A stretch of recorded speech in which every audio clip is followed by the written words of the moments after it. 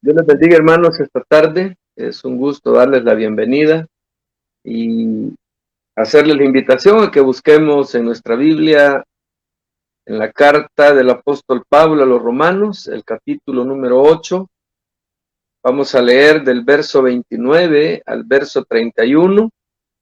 Romanos, capítulo número 8, verso 29 al 31. Dice la palabra del Señor: a quienes Dios conoció de antemano, los destinó desde un principio para que sean su hijo, para que él sea el mayor entre muchos hermanos. Y a los que predestinó también los llamó, y a los que llamó también los hizo justos, y a los que hizo justos los glorificó. ¿Qué más se puede decir? Si Dios está de nuestra parte, ¿quién podrá estar contra nosotros? Amén. Oramos, Padre, que estás en los cielos. Agradecemos la oportunidad que nos concedes esta tarde de acercarnos a tu palabra y te suplicamos que nos instruyas a través de ella, que nos hables, que nos edifiques, que fortalezcas nuestra fe y nuestra confianza en ti, Señor, que podamos tener esa seguridad que solamente tú puedes dar. Espíritu Santo, háblanos. En el nombre de Jesús te lo suplicamos y quédate con nosotros de principio a fin. Cautiva la mente y el corazón de las personas que han de conectarse para que estén atentos a tu enseñanza y que sean no solamente oidores, sino hacedores de tu palabra. Por Cristo Jesús lo rogamos. Amén, Señor, y amén. Amén. Hace 15 días atrás hablábamos acerca de la justificación y quedaron algunos aspectos que son claves y son vitales dentro de la enseñanza de esta doctrina. Y por un error, pues el jueves pasado, pues impartí el siguiente tema, que era la adopción, y luego hubo un hermano ahí que estuvo pendiente y me dijo que había quedado algo de la justificación, y revisándolo, pues sí, nos quedó una parte, y eso vamos a desarrollar en esta tarde para dejar completa la justificación, o sea, la situación legal correcta delante de Dios. A eso se refiere la justificación. Pero había una inquietud, y es cómo y cuándo obtenemos una situación legal correcta delante de Dios. Esa fue una interrogante que la respondimos en el principio, y la manera correcta es que en los capítulos anteriores hablamos del llamamiento del evangelio.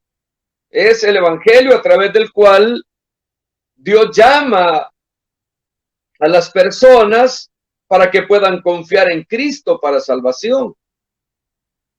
También hablábamos acerca de la regeneración, y eso es mediante la cual Dios nos imparte una vida espiritual.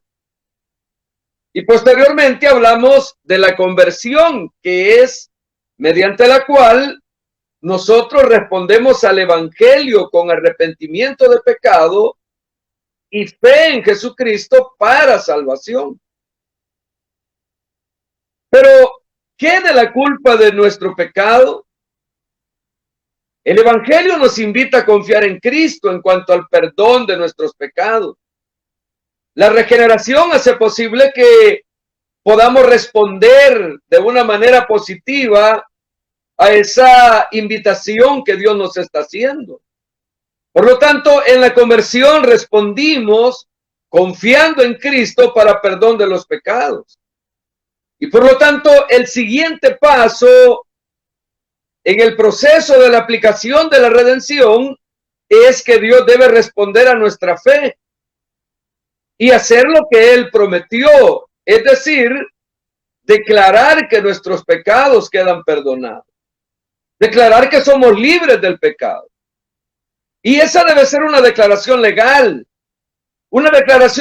concerniente a nuestra relación con las leyes de Dios, estableciendo que estamos completamente perdonados y que ya no estamos sujetos a ningún castigo. Y una comprensión correcta de la justificación es absolutamente esencial para toda la fe cristiana. Por lo tanto, decíamos la vez pasada que la manera de definir la justificación es la siguiente. La justificación es un acto legal, instantáneo de parte de Dios, mediante el cual Él primero declara que nuestros pecados están perdonados y que la justicia de Cristo nos pertenece. Y segundo, nos declara justos ante sus ojos. Mencionábamos que habían 5 aspectos relacionados a la justificación y desarrollamos 3 de ellos. Desarrollamos el primero, que era que la justificación incluye una declaración de parte de Dios. En segundo lugar, hablábamos de que Dios declara que somos justos ante sus ojos. Pero cuando Dios está declarando y está incluyendo esa declaración de parte de Él, esto lo hace si nos damos cuenta de la pureza del Evangelio, que esa pureza del Evangelio está ligada al reconocimiento de esta diferencia, porque si confundimos la justificación con la regeneración o la santificación, quedaría abierta una puerta para la perversión del Evangelio en su esencia. Por lo tanto, la justificación es todavía el artículo sobre el cual se mantiene o cae la iglesia. Por lo tanto, en segundo lugar, Dios declara que somos justos delante de sus ojos. En la declaración legal de Dios de la justificación, Él lo que está haciendo es declarar de una manera específica que somos justos ante sus ojos. Y tal justificación, por tanto, incluye claramente el perdón de nuestros pecados. Tal justificación, por tanto, eso es lo que hace, perdonar, declarar de una manera clara y abierta que nuestros pecados han sido perdonados. Por lo tanto, la adjudicación de la justicia de Cristo a nuestro favor es la otra parte de la justificación. En tercer lugar, decíamos que Dios puede declarar que somos justos porque nos atribuye la justicia de Cristo, la justicia de su Hijo. Entonces, cuando decimos que Dios nos atribuye la justicia de Cristo, queremos decir que Dios ve la justicia de Cristo como nuestra, o considera que esa justicia de Cristo nos pertenece a nosotros, es nuestra. Él la acredita en nuestra cuenta. Es fundamental para la esencia del Evangelio insistir en que Dios nos declara justos, no en base a nuestra condición real de justicia o de santidad, sino más bien sobre la base de la justicia perfecta de Cristo, que según Dios nos pertenece a nosotros. Y esos eran los aspectos que habíamos hablado en la primera ocasión, hace unos 15 días. Pero entramos al cuarto propósito. En cuarto lugar, también declara que la justificación nos viene únicamente por la gracia de Dios, no en base a mérito alguno que tengamos. De eso vamos a hablar ampliamente esta tarde. Que esa justificación nos viene por la gracia de Dios. No hay ningún mérito en nuestra vida, absolutamente ninguno. Por lo tanto, después de que Pablo explica en Romanos capítulo número 1, del verso 18 hasta el capítulo 3, verso 20, que nadie podrá jamás hacerse justo ante los ojos de Dios, Especialmente en el capítulo 3, verso 20 dice, nadie será justificado en presencia de Dios por hacer las obras que exige la ley. O sea, por hacer las obras que la ley que Dios había establecido exigía. Dice que a través de esa ley, ninguno, nadie, absolutamente ningún ser humano podrá ser justificado delante de la presencia de Dios. Y el apóstol Pablo continúa explicando que en el capítulo 3, versos 23 y 24, él dice, es así porque todos hemos pecado. Y porque todos hemos pecado, no tenemos derecho a gozar de la gloria de Dios. No tenemos ningún derecho, porque todos hemos pecado, porque todos somos pecadores. Pero Dios, dice su palabra, por su gran amor, gratuitamente nos declara inocentes. Porque Dios pagó por todas nuestras deudas. Entonces, la gracia de Dios significa favor inmerecido. Algo que no lo merecemos. Usted y yo no merecíamos el perdón de los pecados. Usted y yo no merecíamos gozar de la gloria de Dios. La razón, porque habíamos pecado. Porque somos pecadores. Pero Dios en su gracia y en su misericordia nos eligió. No para que nos pongamos en un lugar donde nuestra vida sea de vanagloria, sino por el contrario. Hemos recibido la gracia de Dios. Hemos recibido el favor inmerecido de Dios. Y por lo tanto, como definitivamente no podemos ganar el favor de Dios por más que usted haga. No podrá ganar el favor de Dios. La única manera en que podemos ser declarados justos es que Dios gratuitamente nos provea de la salvación por gracia. Por gracia, totalmente aparte de nuestras buenas obras. Totalmente aparte de lo que nosotros podamos hacer. El apóstol Pablo se los explica también a los Efesios en el capítulo 2, versos 8 y 9. Les dice, por su misericordia y por medio de la fe, ustedes son salvos. No es por nada que ustedes hayan hecho. La salvación es un regalo de Dios y no se obtiene haciendo el bien. La razón, dice, esto es así para que nadie se sienta orgulloso, para que el orgullo se nos caiga, para que en todo le demos la gloria a Dios. Cuando le escribe a Tito en el capítulo 3, verso 7, le dice que lo hizo a fin de poder declararnos justos ante Dios por su gracia y para que fuéramos herederos de la vida eterna, la cual con ansias esperamos alcanzar. ¿Cuántos están esperando la vida eterna? Pero con ansias.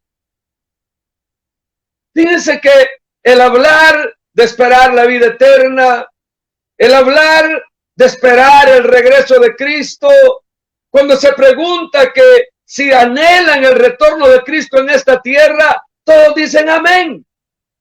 Todos se alegran, todos se ponen eufóricos. Pero cuando ven la muerte a través de una pandemia, a través de un virus, el temor entra a la vida de los seres humanos y entonces no están anhelando con ansias el regreso del Señor, no están anhelando con ansias la gloria eterna que Dios tiene preparada para nosotros. Por lo tanto, la gracia aparece claramente contrastada con las obras o méritos como la razón por lo que Dios está dispuesto a justificarnos. Dios no tenía ninguna obligación de imputar nuestro pecado a Cristo, ni tampoco de adjudicarnos a nosotros la justicia de Cristo. Fue por su gracia inmerecida que lo hizo. Fue por el gran amor que tenía por nosotros que lo hizo. Imagínese echar todo, imputar todo nuestro pecado, derramar toda su furia en su Hijo Jesucristo por nuestro pecado. Eso solamente lo puede hacer el amor. Y luego, a pesar de que éramos enemigos, que éramos blasfemos, que éramos idólatras, que le fallamos al Señor después de habernos convertido, que no le esperamos fielmente, que no le servimos fielmente, Él también imputa la justicia de Cristo por su gracia inmerecida, por ese gran amor que nos tiene. Hablábamos muchos aspectos acerca de las enseñanzas de la Iglesia Católica Romana. Y ampliamos en la primera entrega de esta doctrina cómo ellos han errado en el caso de la salvación. Pero si vemos esto, que estamos hablando en el cuarto lugar, a diferencia de la enseñanza de la Iglesia Católica Romana, de que somos justificados por la gracia de Dios, además de algunos méritos propios nuestros, al hacernos idóneos de recibir la gracia de la justificación y crecer nosotros en ese estado de gracia por medio de nuestras buenas obras, Lutero y los otros reformadores insistieron en que la justificación viene única y exclusivamente por gracia, no por la gracia y algunos méritos de nuestra parte, sino por la gracia, solamente por la gracia de Dios y los méritos de Cristo. Nosotros no tenemos parte ni arte en esa salvación, es Dios quien la otorga. Nosotros no podemos aportar nada a ese aspecto de la salvación. Es Dios quien la da por su gran amor, por su gran misericordia, porque le amó antes que usted viniese a este mundo. Lo amó desde antes de la fundación del mundo, a tal grado que sin que usted hubiera hecho y ni yo hubiera hecho bien o mal, Él hace 1900 o 2000 años, Él vino a morir a la cruz del Calvario e imputó nuestra culpa, nuestro pecado en su Hijo Jesucristo, y la gracia salvadora de Cristo nos la dio a nosotros, única y exclusivamente por su gran amor. Por lo tanto, no tenemos ningún mérito. No tenemos absolutamente nada en nosotros que pueda ayudar a que a través de algo bueno que podamos tener, podamos apoyar esa gracia y esa misericordia que Dios derramó en favor de nuestra vida, esa justificación que Dios dio para nuestros pecados. Por lo tanto, la justificación únicamente nos viene por la gracia de Dios. Si usted ha sido redimido del pecado, si usted ha sido justificado, si legalmente no pesa sobre usted la culpa del pecado, es única y exclusivamente por la gracia de Dios. No porque usted sea alguien, no porque tenga cabello rubio, ojos azules, piel blanca. No, no es por eso. No es porque camine recto, no es porque se vista bien, no es porque tenga dinero, no es porque sea un pobre necesitado, no es por eso. Es única y exclusivamente por la gracia de Dios que obtenemos el perdón de los pecados. En quinto lugar, Dios nos justifica únicamente por medio de nuestra fe en Cristo. Si su fe está puesta en otro aspecto temporal de la vida, usted no puede ser justificado. Porque la única manera en que Dios va a justificar al hombre es por medio de nuestra fe en Cristo. No es por nada más. Cuando empezamos este capítulo, notamos que La justificación viene después de la fe salvadora. Pablo deja muy claro esta secuencia cuando dice en Gálatas capítulo 2, verso 16, sin embargo, sabemos muy bien que nadie puede justificarse ante Dios obedeciendo la ley. Sabemos que eso solo es posible por la fe en Jesucristo.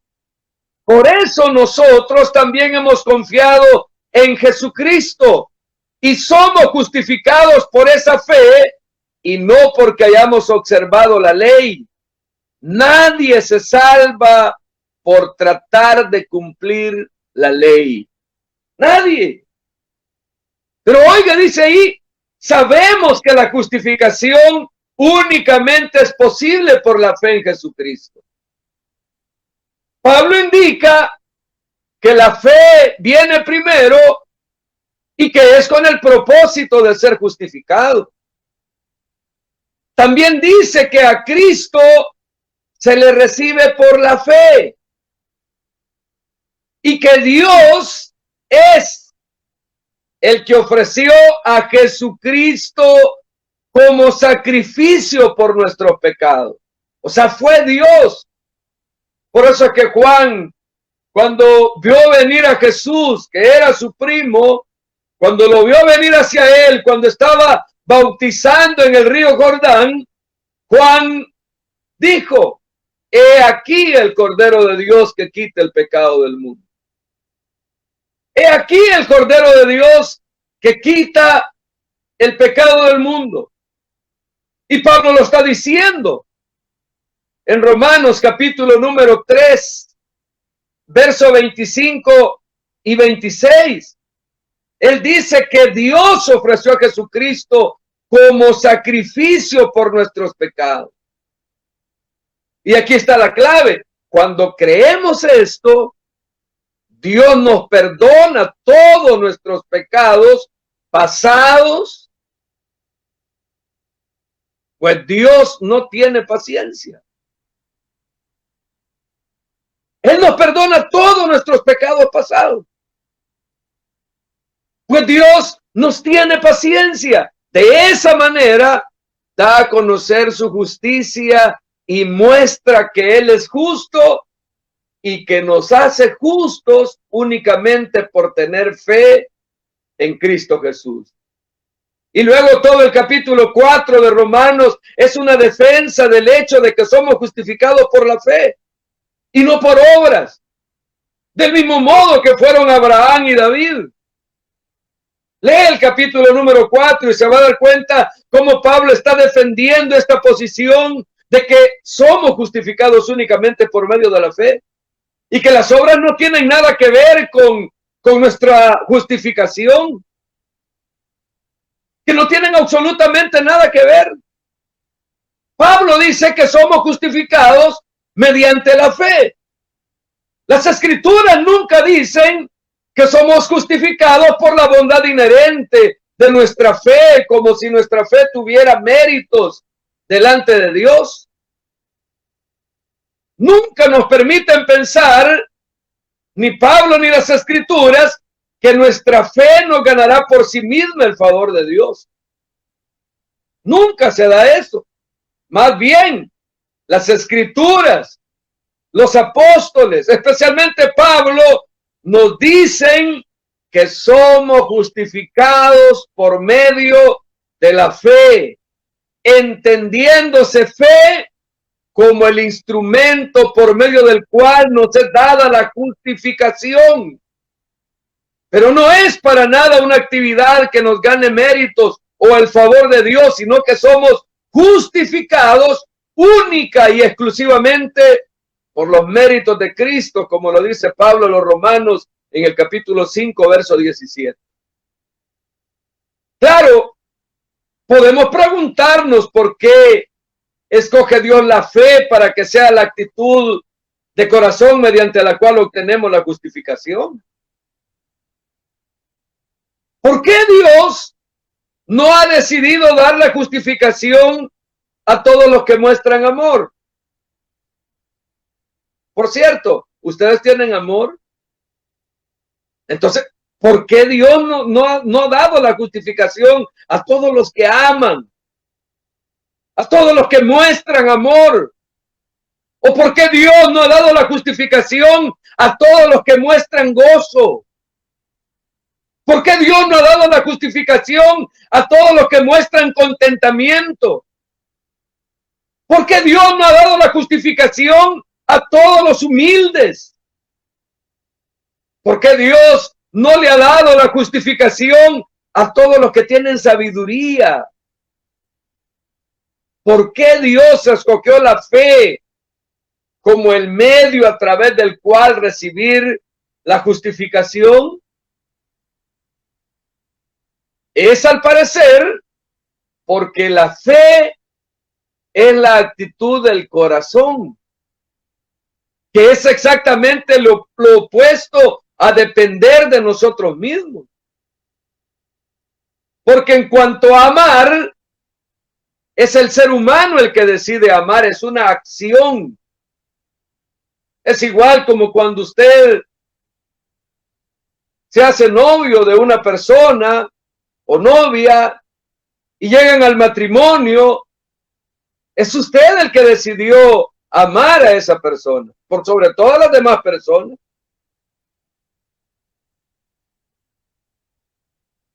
Cuando vamos a Cristo en fe, estamos diciendo esencialmente, me rindo. Ya no voy a depender de mí mismo. Ya no voy a depender de mis buenas obras. Sé que no voy a poder arreglar las cosas con Dios por mí mismo. Por tanto, Señor Jesús, confío en ti y dependo por completo de ti para que me des una posición de justo delante de Dios, para que me hagas justificado delante de Dios. Eso es lo que podemos decir, o cuando tenemos fe, cuando venimos a Cristo por fe, eso es lo que estamos diciendo esencialmente. Yo no puedo. No tengo nada que ofrecerte. No tengo nada para comprar tu favor. No tengo nada para merecer tu misericordia. Por tanto, Señor Jesús, me rindo a ti, me entrego a ti, te recibo a ti, creo en ti por fe, para que seas tú dándome justicia delante de Dios. Y de esta manera, la fe es exactamente lo opuesto a confiar en nosotros mismos. Y por tanto es la actitud que lleva a la salvación, porque no depende para nada de los méritos propios, de lo que nosotros tengamos, sino que depende de la dádiva, de la gracia de Dios, de la gracia inmerecida de Dios. Pablo lo explica bien cuando dice en Romanos capítulo 4, verso 16, por eso la promesa de Dios se obtiene por fe y es un regalo que no merecemos. Y es también por eso, por lo que estamos seguros de recibirla todos los hijos de Abraham, tanto los que se basan en la ley como los que tenemos una fe como la que él tuvo. Pues Abraham es padre de todos nosotros. Y por esa razón es que todos los reformadores, desde Martín Lutero en adelante, fueron tan firmes en su insistencia de que la justificación no viene por medio de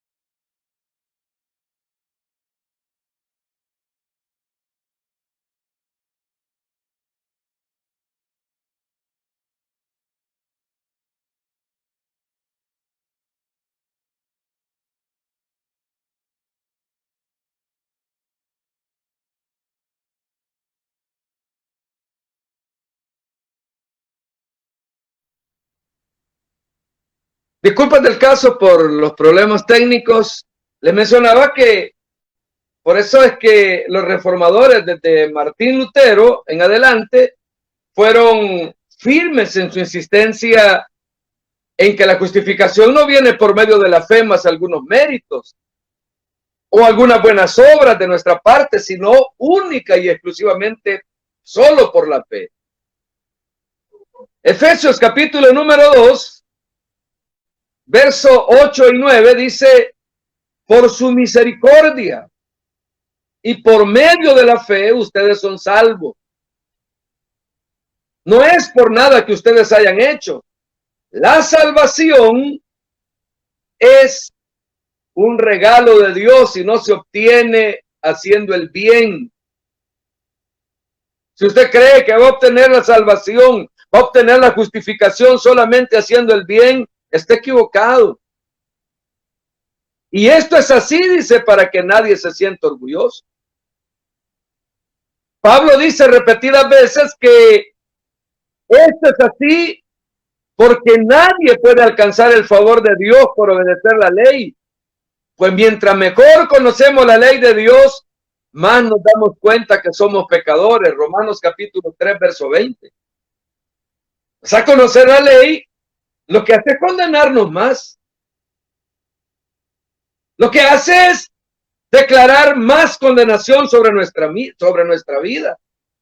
Y la misma idea la encontramos repetidas veces en Gálatas capítulo 2, verso 16, cuando dice: sin embargo, sabemos muy bien que nadie puede justificarse ante Dios obedeciendo la ley. Sabemos que eso solo es posible por la fe en Jesucristo. Por eso nosotros también hemos confiado en Jesucristo y somos justificados por la fe. Y no porque hayamos observado la ley, porque nadie se salva por tratar de cumplir la ley. Por lo tanto, salta a la vista que nadie podrá jamás ganar el favor de Dios por obedecer la ley, porque escrito está: el que haya la vida, la haya solo porque Dios, o solo porque confía en Dios. Gálatas capítulo 3, verso 11. En el capítulo 5, verso 4 de Gálatas dice: se han apartado de Cristo, y si esperan justificarse guardando la ley, han caído de la gracia de Dios. En la actualidad hay muchos que se han apartado para ir tras el judaísmo, para ir tras guardar las ordenanzas, guardar las fiestas. Pero dice la palabra de Dios en Gálatas 5:4 que se apartaron de Cristo si esperan justificarse guardando la ley. Y lo que han hecho, al ellos creer que se acercaron más a Dios, lo que han hecho es caer de la gracia de Dios. Pero encaja esto bien con la epístola de Santiago, porque ese es un conflicto. ¿Qué es lo que dice Santiago cuando habla? ¿Cómo pueden ver a una persona se la declara justa por sus acciones y no por su fe? O sea, pareciera ser que está diciendo todo lo contrario que el apóstol Pablo, pero debemos darnos cuenta que Santiago está usando aquí la palabra justificar en un sentido diferente a lo que Pablo la está usando. En el comienzo de este capítulo, notamos que la palabra justificar tiene varios significados y que uno de ellos es declarar que alguien es justo. Pero también debiéramos notar que la palabra griega dikaio también puede significar demostrar o mostrar ser justo. Por ejemplo, Jesús dijo de los fariseos en Lucas capítulo 16, verso 15: ustedes se hacen pasar por buenos delante de la gente. ¿Cuántos sabremos así? Pero Jesús dice: ustedes se hacen pasar por buenos delante de la gente, pero Dios conoce sus corazones. Les digo que aquello que la gente piensa que tiene mucho valor, para Dios es despreciable. Lo que se quiere decir aquí no es que los fariseos iban por ahí haciendo declaraciones de que ellos no eran culpables delante de Dios, sino más bien que ellos estaban siempre intentando mostrar a otros que eran justos por sus obras externas. Pero Jesús sabía que la verdad era otra.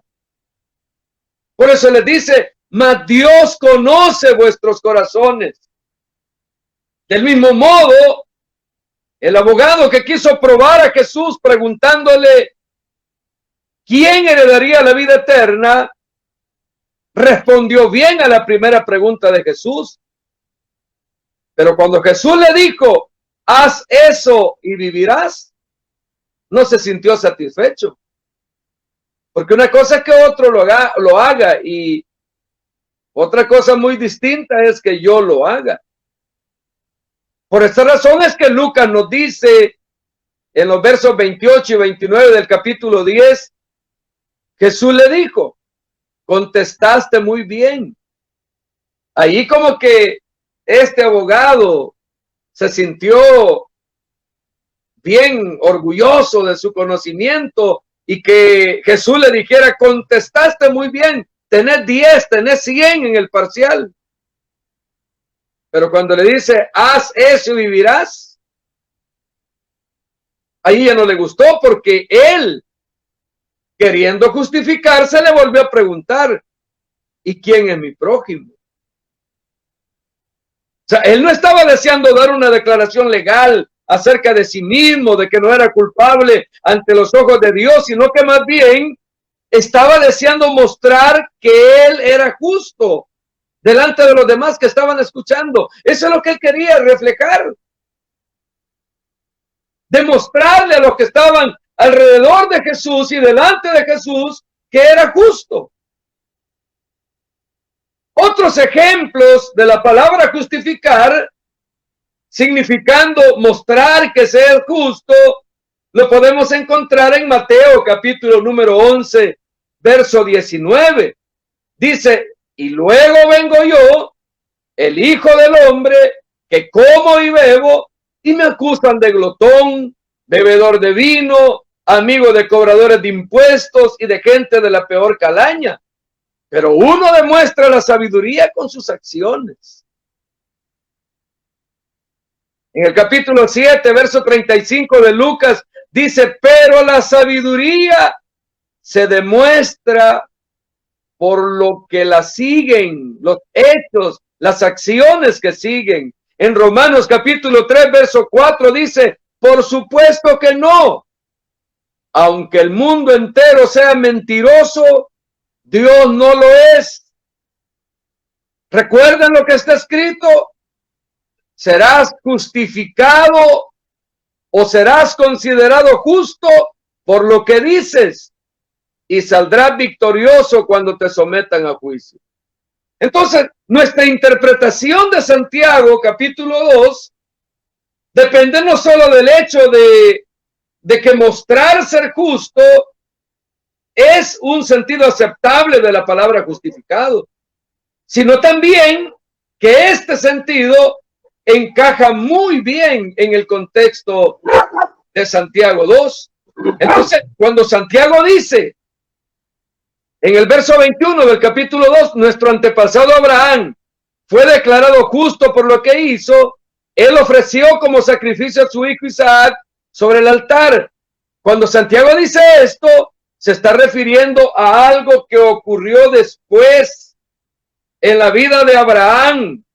La historia del sacrificio de Isaac que se narra en el capítulo 22 de Génesis. Eso fue mucho tiempo después del tiempo registrado en Génesis capítulo 15, verso 6, donde Abraham le creyó a Dios y le fue contado por justicia. No obstante, este incidente temprano, al comienzo de las relaciones de pacto de Abraham con Dios, es la que Pablo cita y se refiere en repetidas ocasiones en el capítulo 4 de la carta a los romanos. Pablo está hablando del tiempo cuando Dios justificó a Abraham de una vez y para siempre, considerándole justo como resultado de su fe depositada en Dios. Pero Santiago, en cambio, está hablando acerca de algo que vino mucho más tarde, después que Abraham esperó muchos años el nacimiento de Isaac, y aún después de que Isaac hubiese crecido lo suficiente como para poder cargar con la leña para el sacrificio hasta lo alto de la montaña. Habían pasado muchos años. Y en ese momento, Abraham mostró que era justo por las obras. Ante Dios ya era justificado por la fe, pero sus acciones mostraban que él era justo por sus obras, y en ese sentido, Santiago dice que Abraham fue justificado por las obras cuando ofreció a su hijo Isaac sobre el altar en el verso 21 del capítulo 2. Por lo tanto, lo que más le interesa a Santiago en esta sección también encaja con este entendimiento de ser justificado ante las personas, porque Santiago está interesado en mostrar que solo estar de acuerdo intelectualmente con el evangelio es una fe que en realidad no lo es una fe muerta. Y así hay muchos cristianos, entre comillas, que tienen una fe muerta. Intelectualmente creen en Cristo, le reciben, intelectualmente están de acuerdo en todas las cosas, pero su fe no la llevan a la acción. Su fe no la llevan a mostrar. Santiago está interesado en argumentar en contra de aquellos que dicen tener fe, pero que no muestran cambios en su vida, que siguen siendo los mismos, pero ahí lo va a ver cantando, adorando, creyendo que van para el cielo.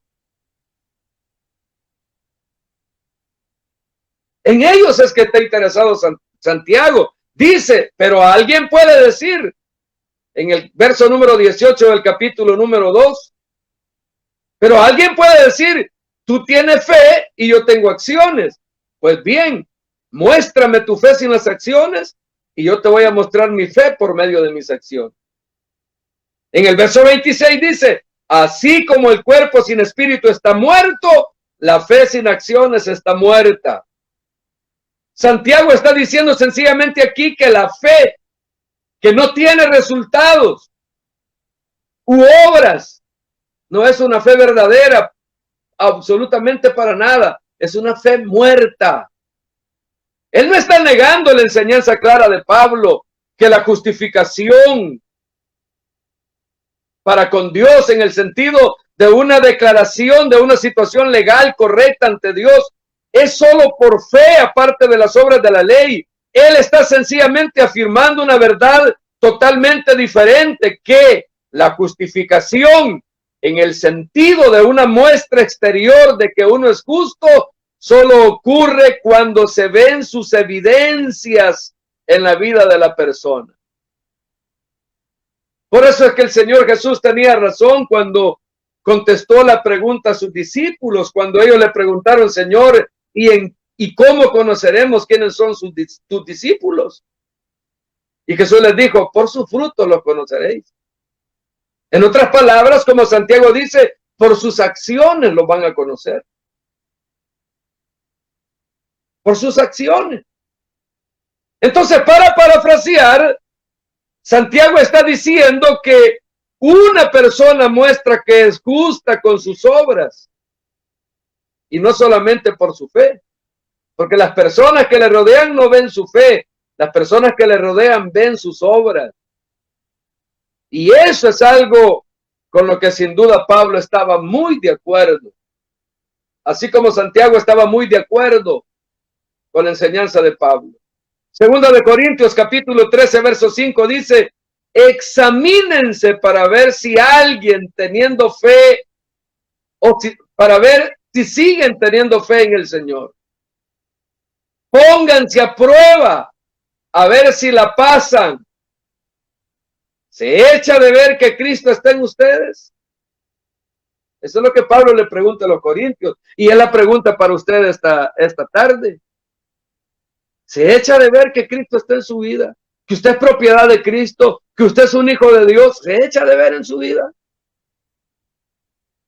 Gálatas capítulo 5, versos 19 al 24, nos declara el apóstol Pablo: estas son las obras de la naturaleza pecaminosa: inmoralidad sexual, impureza, libertinaje, idolatría y brujería, odios, pleitos, celos, iras, rivalidades, disensiones, sectarismos, envidias, borracheras, orgías y otras cosas como esas.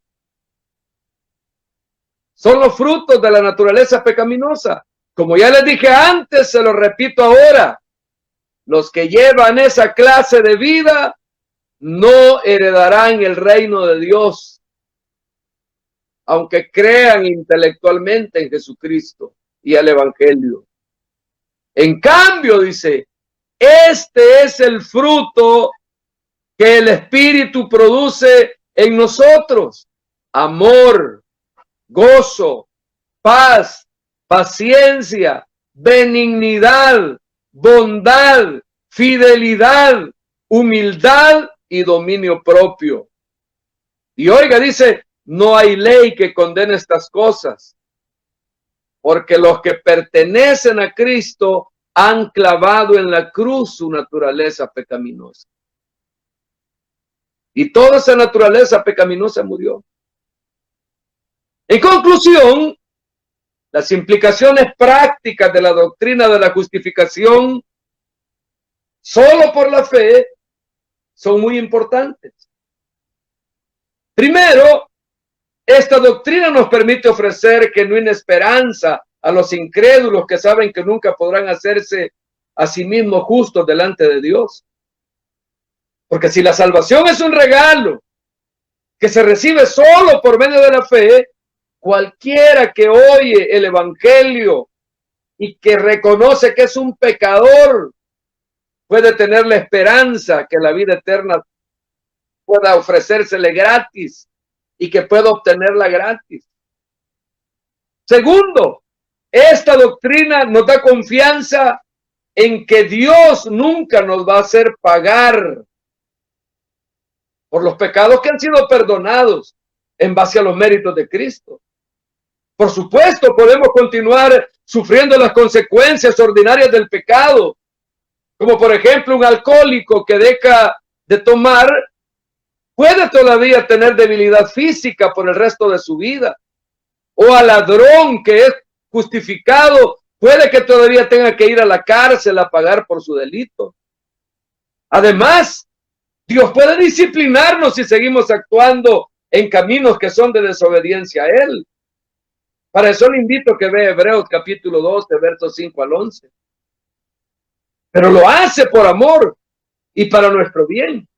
Pero Dios no puede, ni nunca lo hará, vengarse de nosotros por pecados pasados, ni hacernos pagar el castigo que corresponde por ellos, ni castigarnos por causa de su ira y con el propósito de dañarnos. Romanos capítulo 8, verso 1 dice: por tanto, ya no hay ninguna condenación para los que están unidos a Cristo Jesús.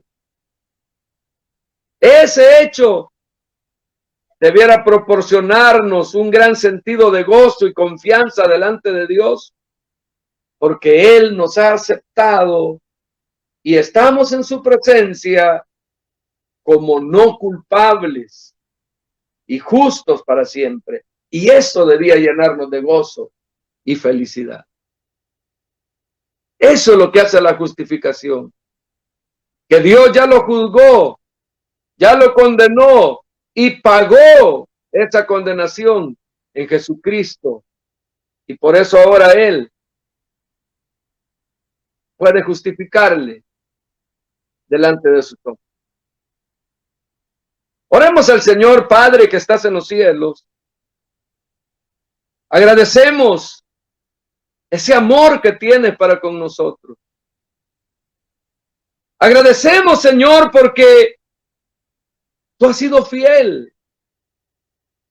Tu amor es inmerecido. No hay nada que podamos hacer para merecer tu amor. Pero a ti, Señor, te plació otorgarlo. A ti te plació, Señor, brindárnoslo a nuestra vida. Por lo tanto, agradecemos tu misericordia. Agradecemos tu regalo. Agradecemos, Señor, que ese amor está con nosotros para socorrernos y para ayudarnos, Señor. En el nombre de Jesús, gracias por ese amor tan grande, por haberlo mostrado tal como es en la cruz del Calvario. Señor, en el nombre de Jesús, en el nombre poderoso de Cristo, a ti te damos la gloria, la honra y el honor. Por Cristo Jesús. Amén, Señor. Y amén.